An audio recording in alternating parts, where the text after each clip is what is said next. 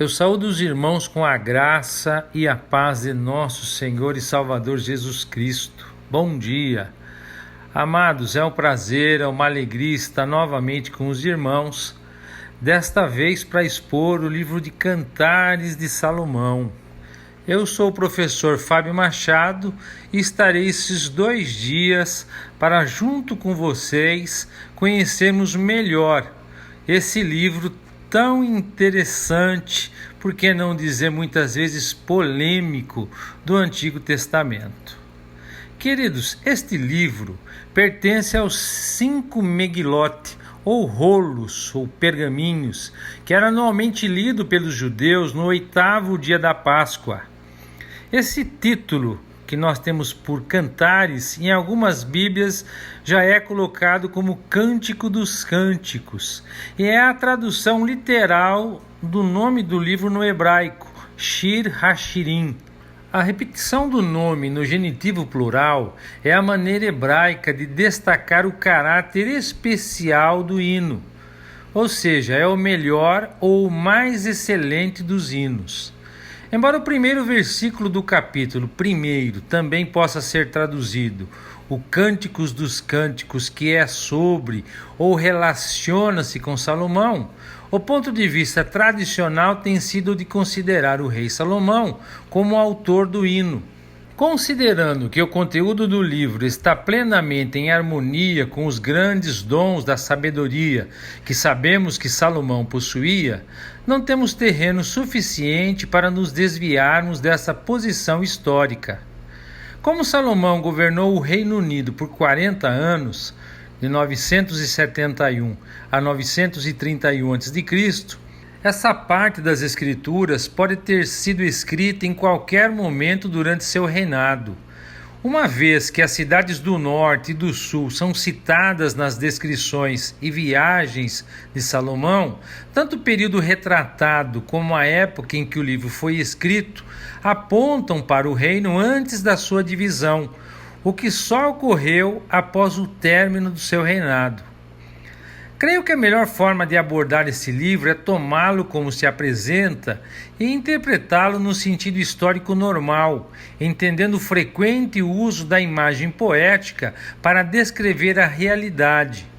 Ao agir assim, entendemos que Salomão narra, primeiro, seus dias de namoro, segundo, os dias de seu primeiro casamento, terceiro, o amadurecimento de seu casamento real ao longo dos dias bons e maus dessa vida. Cantares fornece música espiritual para uma vida conjugal harmoniosa. O livro foi nos dado por Deus com o objetivo de demonstrar a sua intenção para o romance e o amor no casamento, a mais preciosa das relações humanas. No capítulo 1, do verso 1 ao 4, a amada expressa o seu amor pelo amado. A amada fala em primeiro lugar, expressando eloquentemente seu grande amor e anseio pelo seu amado. Beija-me.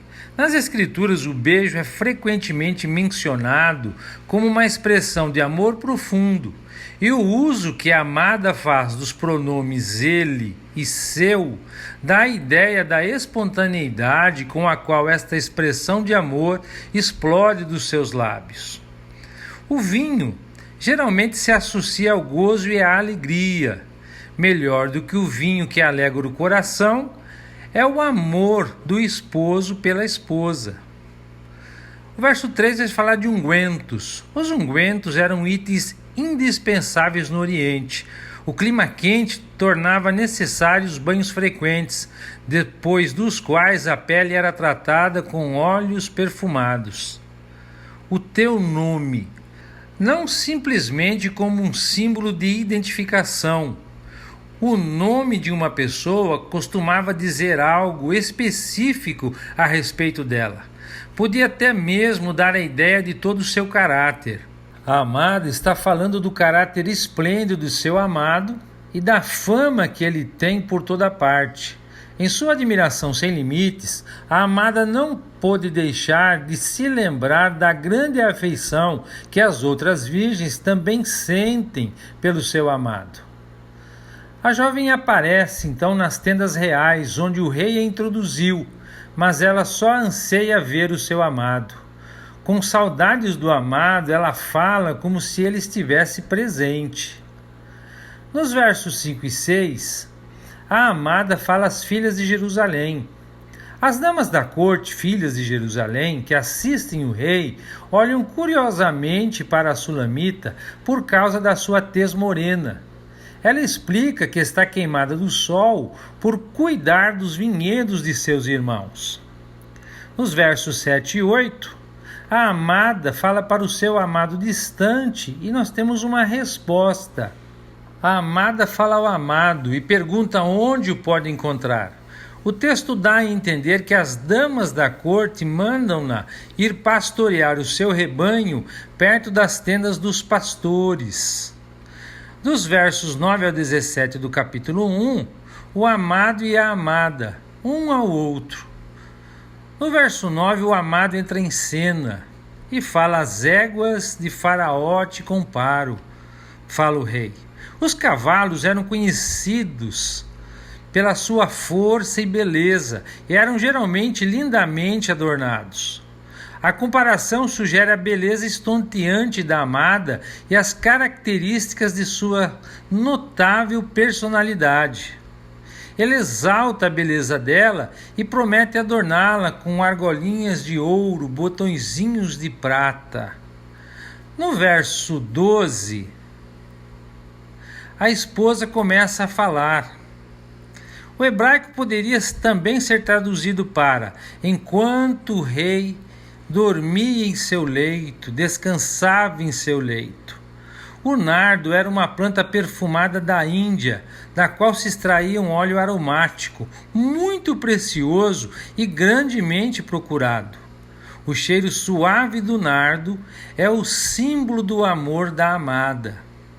Nos versos 13 e 14, nós temos a mirra, que era uma substância perfumada, preparada com uma planta que também vinha da Índia.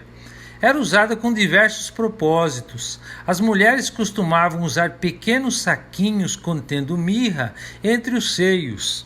A rena é uma planta com flores amarelas e brancas.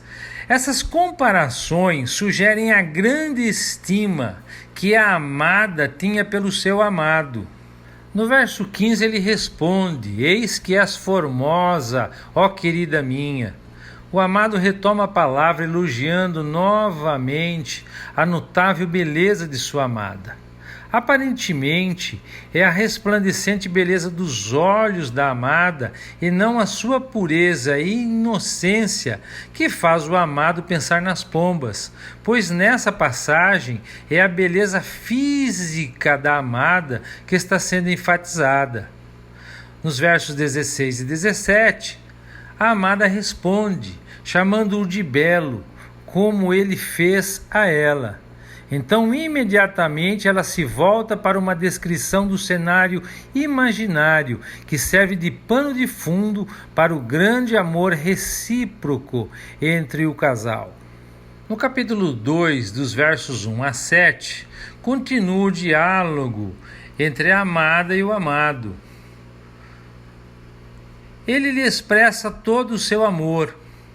A Sulamita anseia que seu querido fique perto dela e quer ter o simples prazer de viver unida com ele nos campos e nos bosques. A Sulamita é uma moça modesta. A melhor tradução seria: sou apenas um açafrão da planície costeira, diz ela. Seu amado pastor a julga incomparável. Como o lírio entre as plantas espinhosas, assim é minha companheira entre as donzelas.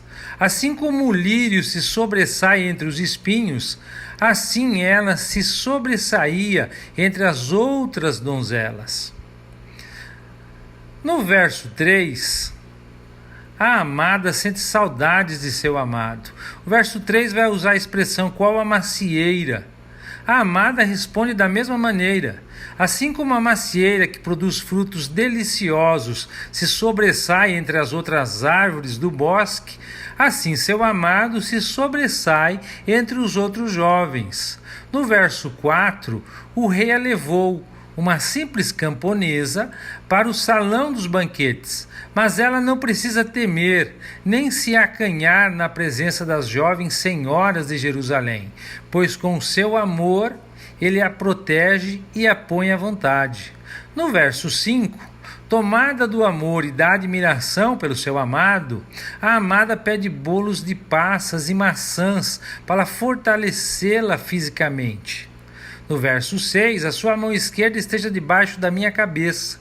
Esse verso pode ser traduzido expressando um desejo ou declarando um fato, ou talvez indique como os dois estão juntos no salão de banquetes.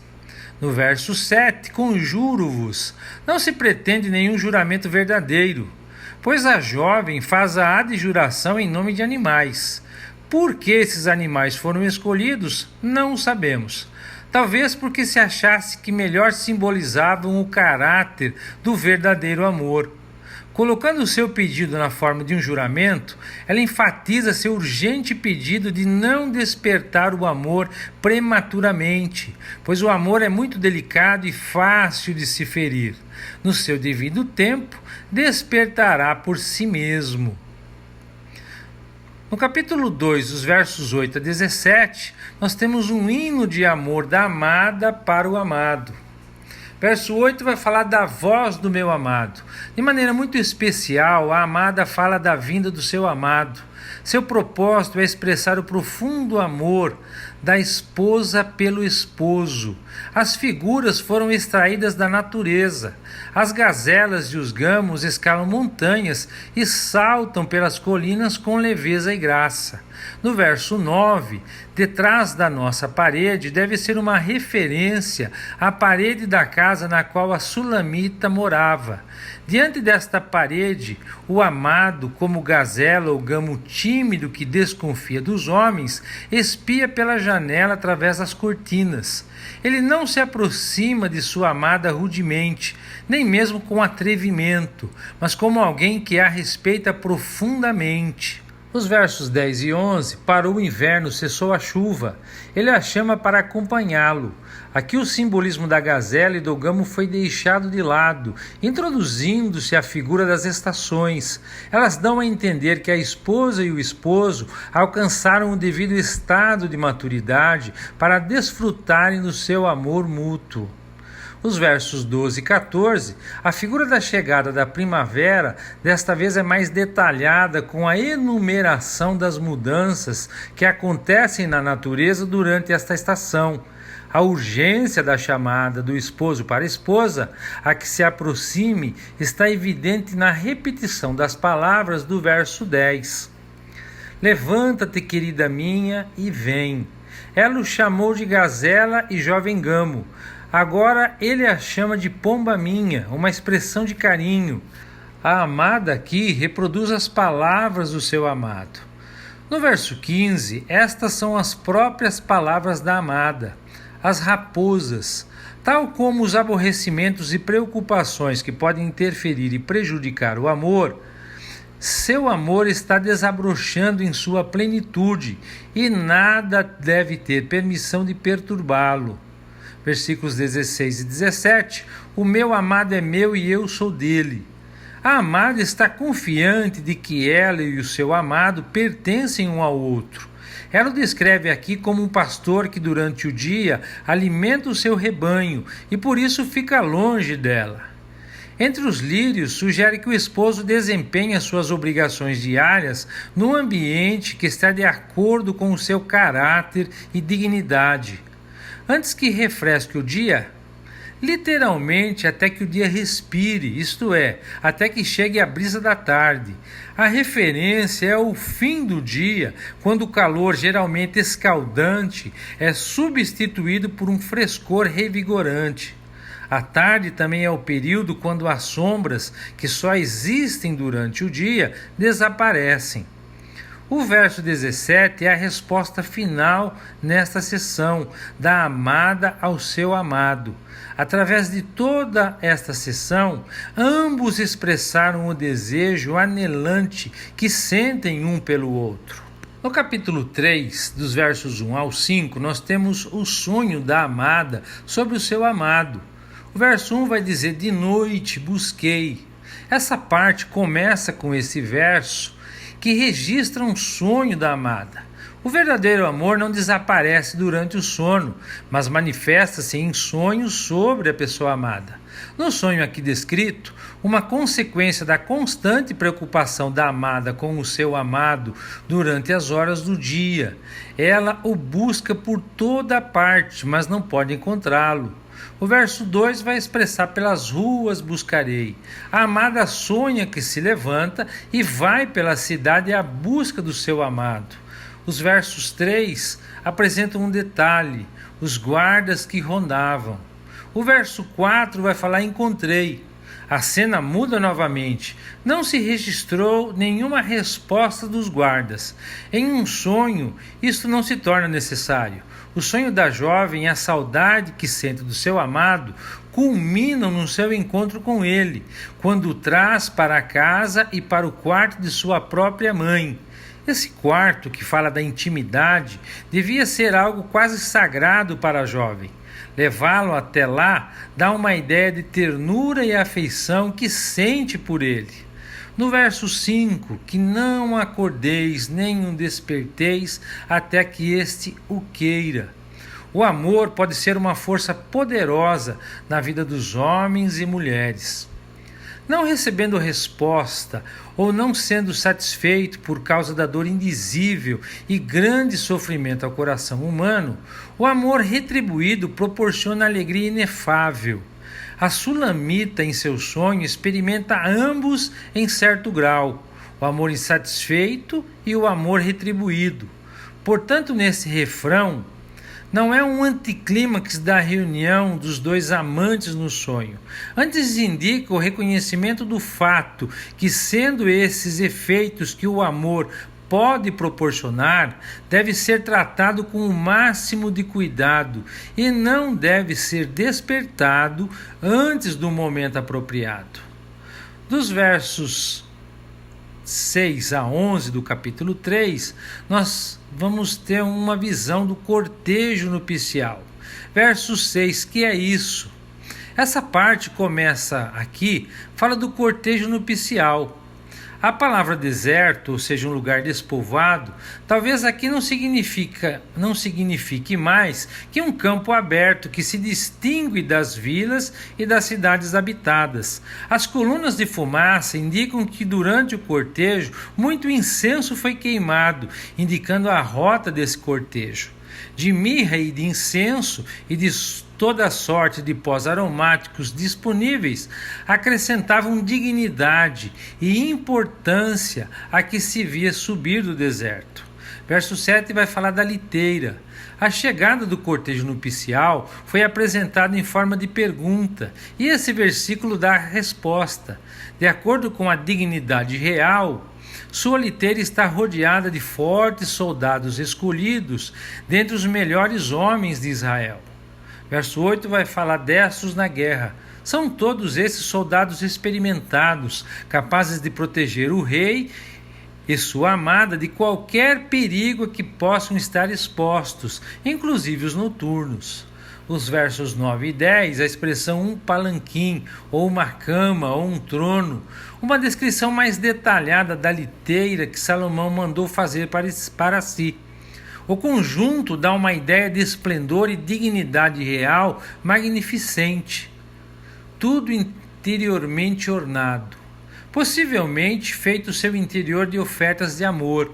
As filhas de Jerusalém, ao que parece, forneceram um material para o interior do palanquim real, em prova do seu amor pelo rei. Os versos 11, contemplai ao rei Salomão com a coroa. Essa passagem fala de um casamento e da grande alegria que tal acontecimento proporciona ao casal de noivos, uma alegria que é testemunhada e partilhada por outros. No capítulo 4, dos versos 1 ao 15, o amado louva a beleza de sua amada.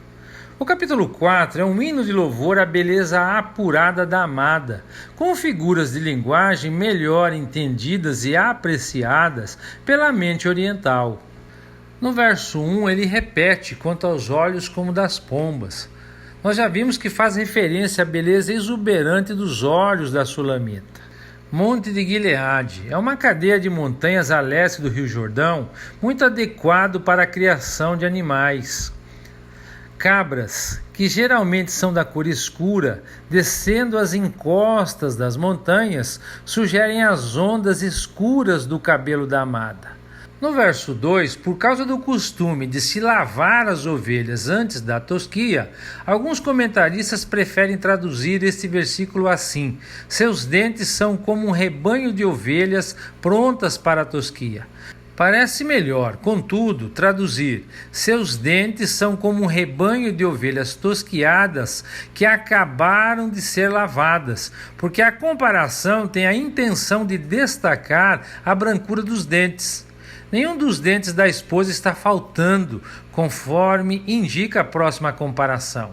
O verso 3 vai falar de escarlate. É um corante brilhante e vistoso, extraído de um inseto chamado quirmes pelos árabes. As faces da amada são comparadas a uma romã partida, porque o interior desta fruta está cheio de numerosas sementes da cor dos rubis.